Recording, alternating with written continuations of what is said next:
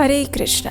गुप्त नवरात्रि के अवसर पर आज 8वें दिन आप सबका स्वागत है। माघ मास के गुप्त नवरात्रि के 8वें दिन पर 10 महाविद्याओं में से एक 8वीं महाविद्या माँ बगलामुखी की पूजा आराधना की जाती है। एक समय ऐसा आया था जब भयंकर तूफान को देवी दुर्गा ने शांत किया था और वो कोई सामान्य तूफान नहीं था। आज हम बात करेंगे 8वीं महाविद्या माँ बगलामुखी के विषय में, जो स्तंभन की देवी है। और तंत्र शास्त्र में बताई गई कथा के अनुसार वो तूफान कैसा था और किस प्रकार देवी का प्राकट्य हुआ, उस विषय में भी आज बात करेंगे। तो चलिए आज की गुप्त नवरात्रि की व्रत कथा का आरंभ करते हैं और सुनते हैं माँ बगलामुखी की पौराणिक कथा। एक समय जब पृथ्वी पर भयंकर तूफान उठा तो समस्त सचराचर जगत त्राही त्राही पुकारने लगा।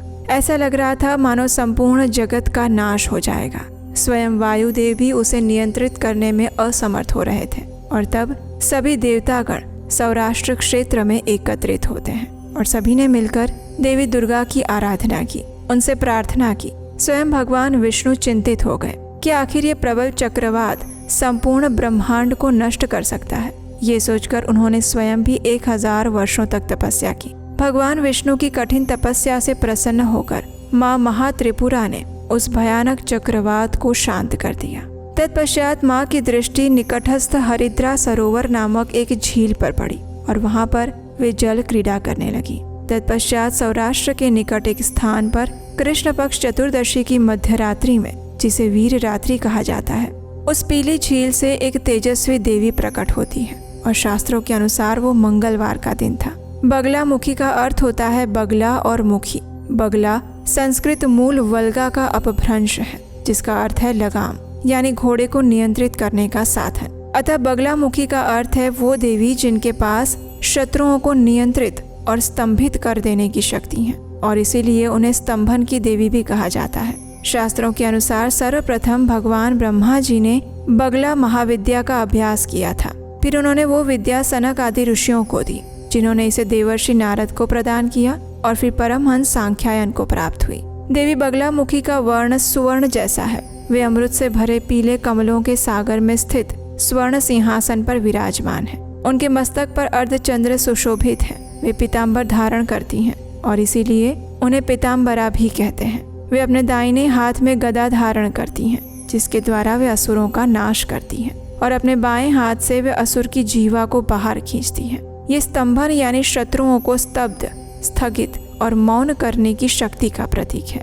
ऐसा कहा जाता है कि माँ बगलामुखी की साधना करने से स्तंभन शक्ति प्राप्त होती है, यानी शत्रुओं को स्तंभित करने की शक्ति। प्रतियोगिताओं और न्यायिक विवादों में सफलता मिलती है। तांत्रिक साधकों के लिए वशीकरण की सिद्धि प्राप्त होती है। और माँ बगलामुखी पीछे की दिशा यानी कि पश्चिम दिशा की अधिष्ठात्री देवी है। उनकी जयंती वैशाख शुक्ल अष्टमी के दिन आती है और उनका संबंध भगवान विष्णु के कूर्म अवतार से भी है। तो ये थी माँ बगलामुखी की पौराणिक कथा। आइए अब हम 8वें दिन माँ महागौरी की कथा का श्रवण करते हैं। इसका वर्णन हमें श्रीमद् देवी भागवत और शिव पुराण में मिलता है। तो इस कथा के अनुसार माँ दुर्गा के 8वें स्वरूप महागौरी का है। जब माता पार्वती ने महादेव को अपने पति रूप में प्राप्त करने हेतु घोर तपस्या की थी और महादेव से विवाह करने के लिए उन्होंने कई वर्षों तक कठोर व्रत और तप का पालन किया, जिससे उनका पूरा शरीर श्याम वर्णी अर्थात काला हो गया। फिर एक समय ऐसा आया जब भगवान शिव माँ पार्वती की कठिन तपस्या से प्रसन्न हो गए और उन्हें पत्नी रूप में स्वीकार कर लिया। इस प्रकार माँ पार्वती की कठोर तपस्या से प्रसन्न होकर महादेव ने उन्हें अपनी पत्नी के रूप में स्वीकार किया। भगवान शिव ने माता पार्वती का गंगा जल से अभिषेक कर उन्हें शुद्ध किया। गंगा जी के स्नान के दरमियान देवी का एक स्वरूप श्याम वर्ण का प्रकट हुआ, जो कौशिकी देवी कहलाई, और वहीं दूसरा स्वरूप चंद्रमा के समान उज्जवल वर्ण का प्रकट हुआ। और तपस्या से देवी पार्वती को महान गौरव प्राप्त हुआ, इसलिए उनका नाम महागौरी पड़ा। वर्षों तक किए गए कठिन तप और उसके बाद गंगा जल से किए गए स्नान से माता का रूप अत्यंत गौर वर्ण और कांतिमय हो गया। माँ की आभा एक शंख और चंद्र के समान श्वेत हो गई और इसीलिए उनके अति गौर वर्ण के कारण भी उन्हें देवी महागौरी के नाम से जाना जाता है। देवी महागौरी अमोघ फलदायिनी है और इनकी पूजा से भक्तों के सर्व पाप कर्म धुल जाते हैं और अंत में मोक्ष की प्राप्ति होती है। उनकी कृपा से अलौकिक सिद्धियां भी प्राप्त होती हैं। तो हमें आशा है कि हमारे द्वारा कही गई ये कथा आपको अच्छी लगी होगी और आज की नवरात्रि की अष्टमी तिथि के दिन की महागौरी कथा को हम यहीं समाप्त करते हैं और कल नवरात्रि के 9वें दिन यानी नवरात्रि के अंतिम दिवस की कथा के साथ हम फिर मिलेंगे, नव दुर्गा के 9वें स्वरूप की कथा के साथ। तो इसे सुनने के लिए चैनल को सब्सक्राइब करके रख लीजिए और नोटिफिकेशन ऑन कर लीजिए। इस वीडियो को अपने परिवार और मित्रों को भी शेयर कर सकते हैं, जिससे कि उन्हें भी नवरात्रि के इन पावन दिनों में देवी भगवती की कथा सुनने का पुण्य फल प्राप्त हो सके।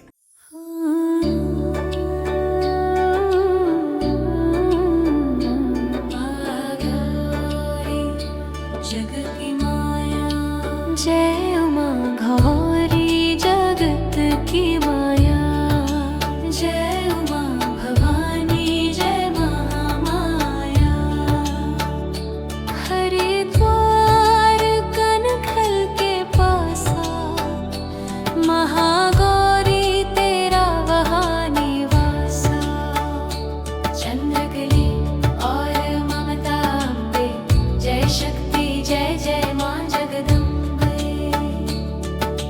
भीमा देवी विमला माता, कौशिक देवी जग विख्याता। हिमाचल के घर गौरी रूप तेरा, महाकाली दुर्गा है स्वरूप तेरा। सती सत हवन कुंड में था जलाया, उसी धुएं ने रूप काली बनाया।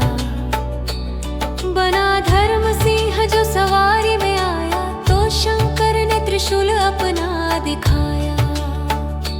तभी माँ ने महागौरी नाम पाया, शरण आने वाले का संकट मिटाया। शनिवार को तेरी पूजा जो करता, माँ बिगड़ा हुआ काम उसका सुधरता। भक्त बोलो तो सोच तुम क्या रहे हो, महागौरी माँ तेरी हरदम ही जय हो। जय महागौरी जगत की माया, जय उमा भवानी जय महामाया।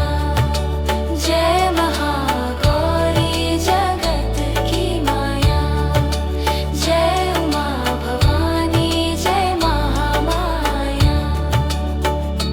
महागौरी माता की जय, शुद्ध स्वरूपा की जय।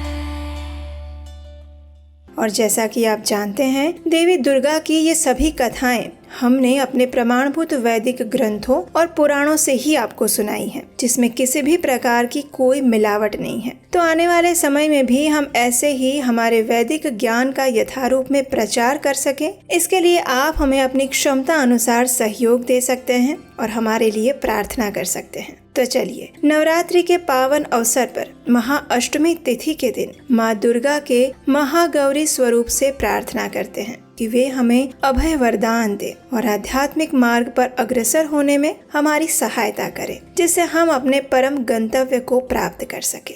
सर्वमंगल मांगल्ये शिवे सर्वार्थ साधिके, शरण्ये त्र्यंबके गौरी नारायणी नमोस्तुते।